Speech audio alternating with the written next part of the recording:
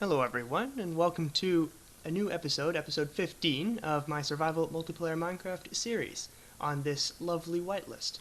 This episode I want to focus on furnishing this laboratory with various experiments and thingies, I guess the best word I can think of right now, and I want to finish its transportation up to the mansion that we built last episode.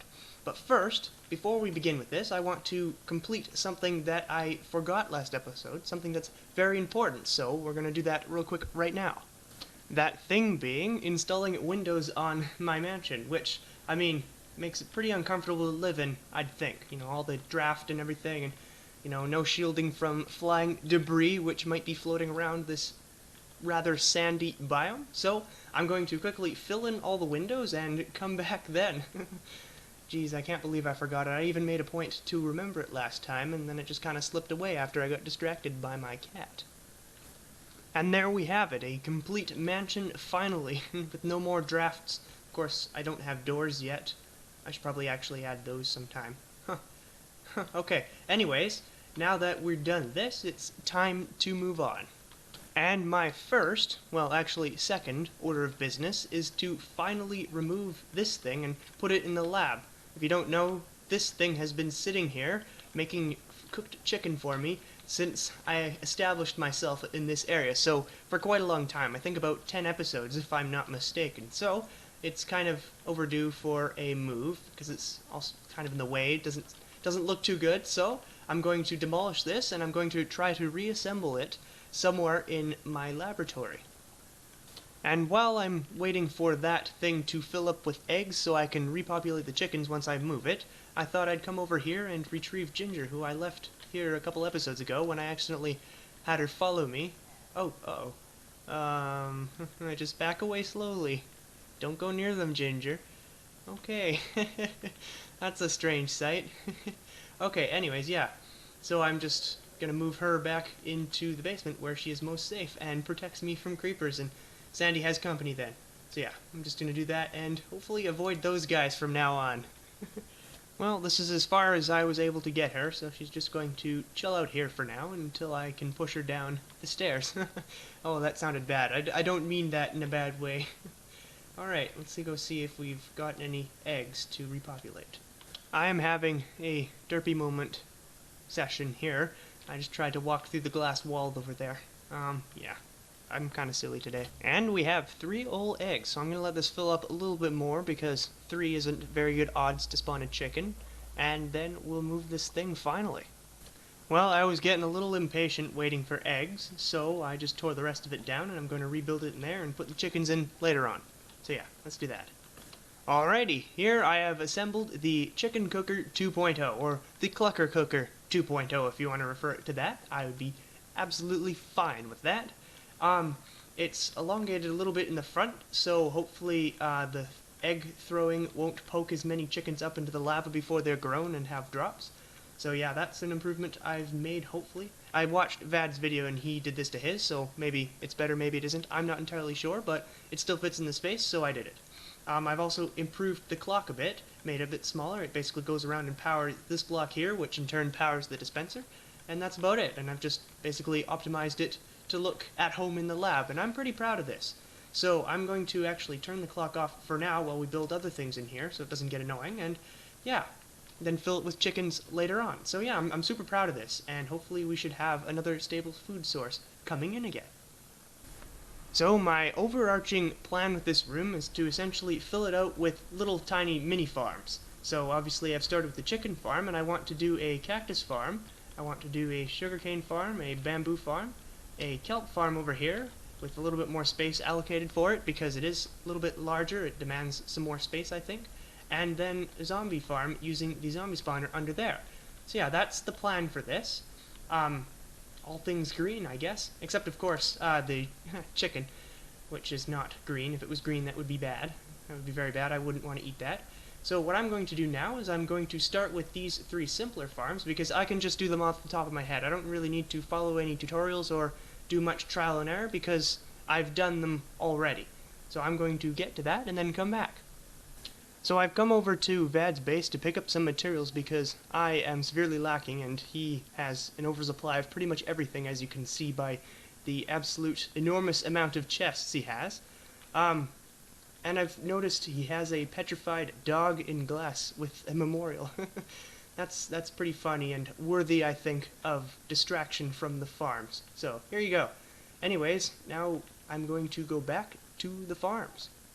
Distractions aside, here are the farms I have created. The simple farms. I say simple, but they weren't actually that simple. I struggled a lot with this one to make it look cool while also being functional, which I think it does. It's not very functional. It's only got 3 cacti, but it works for what I need it for, which is basically nothing, except for the occasional dyed piece of wool. So yeah, it's already produced some. It's produced 3 so far. I've put the rest in there from my stash earlier. Yeah, I'm super happy with that. Obviously, it could be designed better within the space, but I needed it to look cool as well, like I said.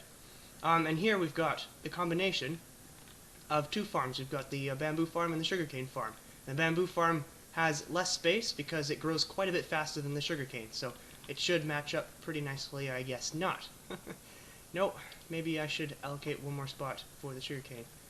Oh well. Well, you know what? I don't really have much need for both of them, since we already have the gunpowder for the sugarcane farm, and I don't really use much bamboo except maybe for smelting. So we're good here.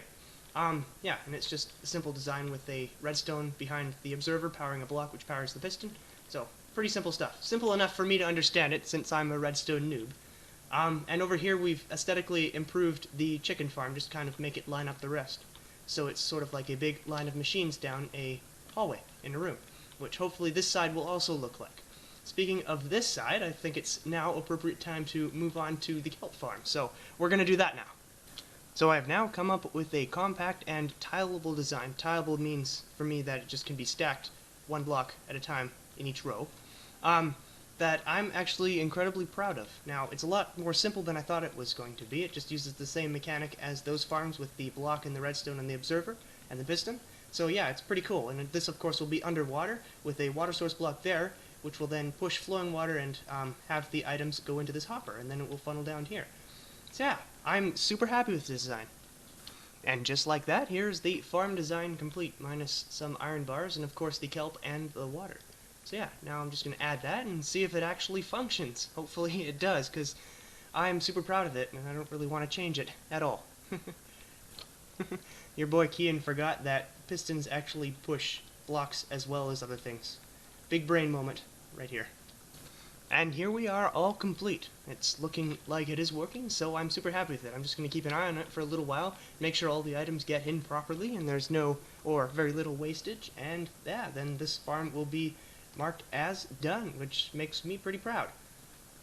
Now, you may have noticed that this farm doesn't exactly take up as much space as I originally thought. I originally thought it would go right about to the shulker or even further, but it hasn't. It's quite a lot simpler than I originally imagined it to be. So, we're left with a bunch of open space, and I've decided to fill just this little area with a tall flower farm, just a simple bone meal clock thing where I can just turn it on when I want some flowers and turn it off when I have enough. So, let me get to that real quick. It should be pretty simple, and then we'll move on to the zombie farm, the star of the show, arguably.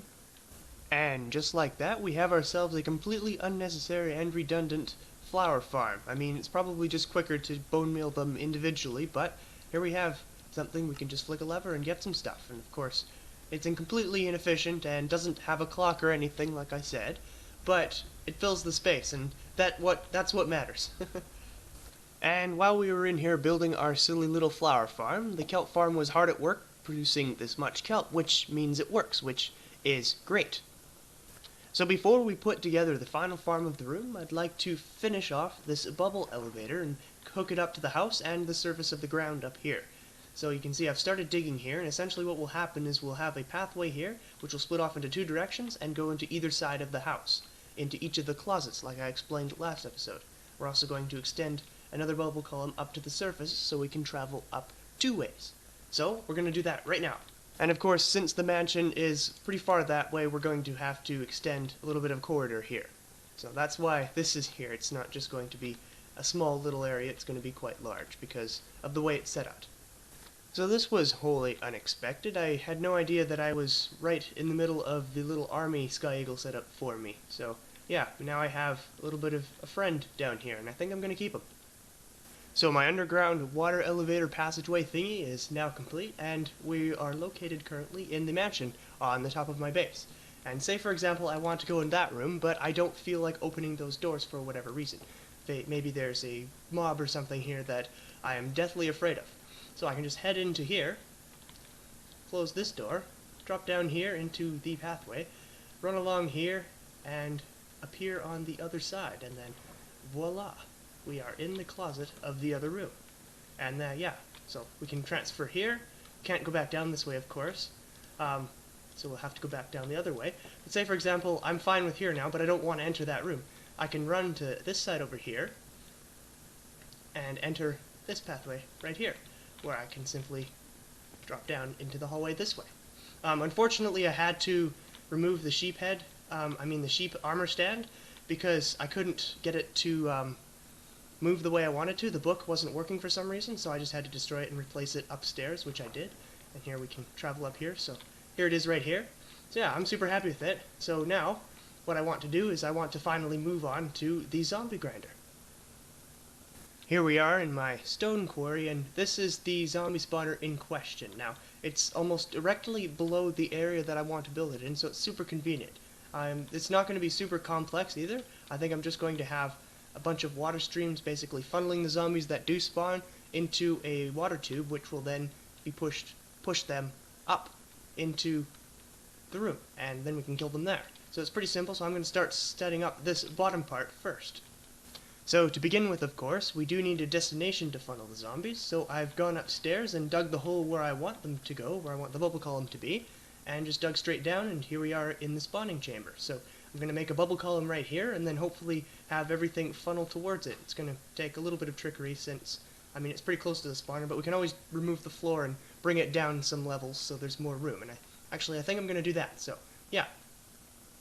So after much fiddling with source blocks and stuff, I've managed to get the water flowing almost to where I want it, not quite. See, it's kind of one block off, so it goes right to this fence gate right here instead of there. So what I think I might do is just move this whole column over one. It's a sacrifice I'll just need to make. That's okay. So yeah, I'm going to do that and put some soul sand in it, and hopefully it should spawn some mobs. So this water stream has turned out to be much more difficult than I originally anticipated, and I've had to ask Vad to come and help me because I was completely stuck, so he's helping me out. Hopefully we can figure it out, and yeah, and we'll have a working zombie grinder finally. So Vad here has taken my incompetence and made an actual functional design for me. Yeah, he's right. They will see us and try to swim against. Yeah, so this looks pretty good. I think it's going to work, so I'm going to close this off, and then I'm going to build the upstairs part, and then we should be done. Oh, yeah, that reminds me, I should probably spawn-proof the top of the spawner. I can reach that there. There we go. Alright, yeah. That's pretty awesome. I'm super happy with this. You know, I should really think things through before I finish things off, because I didn't actually finish the chamber for them to sit in, so right now they're just coming out free. Okay, we have a fight on our hands here. Okay, let's try to charge in and block that off. No, they're all on Vad's. They're all after him. Yeah, let's cordon this off so they can't get out. Yeah, that sounds like a great idea, Kian. You should have thought of that before. Obviously not. I'm having a little bit of a derp day today. After a great battle, we finally managed to contain the zombies, and I've built this chamber around them, which essentially allows me to swing at them and pick up some of their loot. So it's an XP farm and a little bit of a gold farm, because some of the zombies get stuck in the water, causing them to turn to drowned, and drowned drop gold. So it's a little extra bonus that I wasn't expecting, but yeah, still makes things better. Yeah. So with the zombie farm all finished, we can now conclude the laboratory and call it done, which makes me super proud. I think this was a very successful episode. We did the laboratory as well as our secret passageways down here, which I think look pretty cool in a minimalistic way.